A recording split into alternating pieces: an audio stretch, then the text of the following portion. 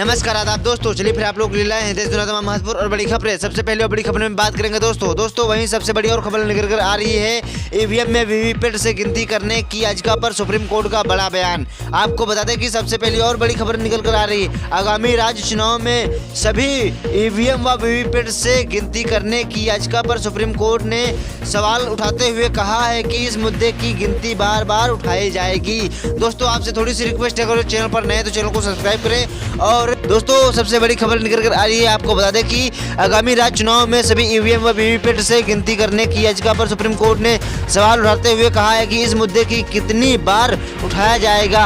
हर 7 से 8 मामले में मुद्दा फिर से आ जाता है। सुप्रीम कोर्ट ने कहा कि याचिकाकर्ता जरूरत से ज़्यादा संदेश जता रहे हैं। सुप्रीम कोर्ट ने कहा है कि वो इस मामले की सुनवाई नवंबर में करेगा। याचिकाकर्ता को केंद्र हल्फनामे पर जवाब देने को कहा गया है और जस्टिस संजीव खन्ना ने कहा है कि यह मुद्दा कितनी बार उठाया जाएगा। यह अदालत पहले से ही 1% से बढ़कर 5% जांच कर चुकी है। और आपको बता दें कि वही दूसरी और बड़ी खबर निकल कर आ रही है दोस्तों, प्रशांत भूषण ने कहा है कि सरकार ने स्वीकार किया है कि ईवीएम में त्रुटियां थी। जस्टिस खन्ना ने कहा है कि इन्होंने कहा कि मानवीय त्रुटियां थी। हर साल इस तरह की याचिका सामने आती है।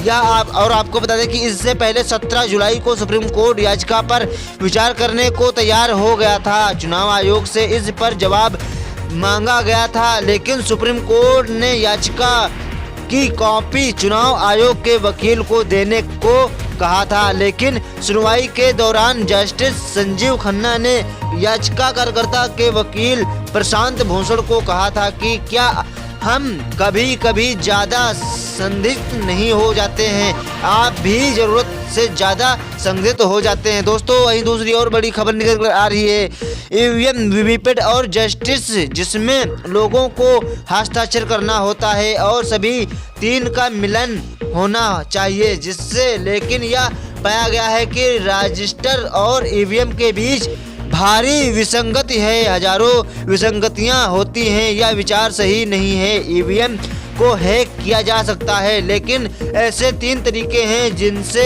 यह सही गिनती का संकेत नहीं दे सकता है। दोस्तों दूसरी और बड़ी खबर निकल कर आ रही है कि असल में होता है या कि रजिस्टर में व्यक्ति का नाम होता है, लेकिन वे ठीक से नहीं दबाते। जिन मतदान केंद्रों पर मशीनें रखी गई हैं उनकी संख्या 1 नहीं बल्कि कई हैं। गिनती करते समय उन्हें जनशक्ति और अन्य चीजों को भी देखना होगा।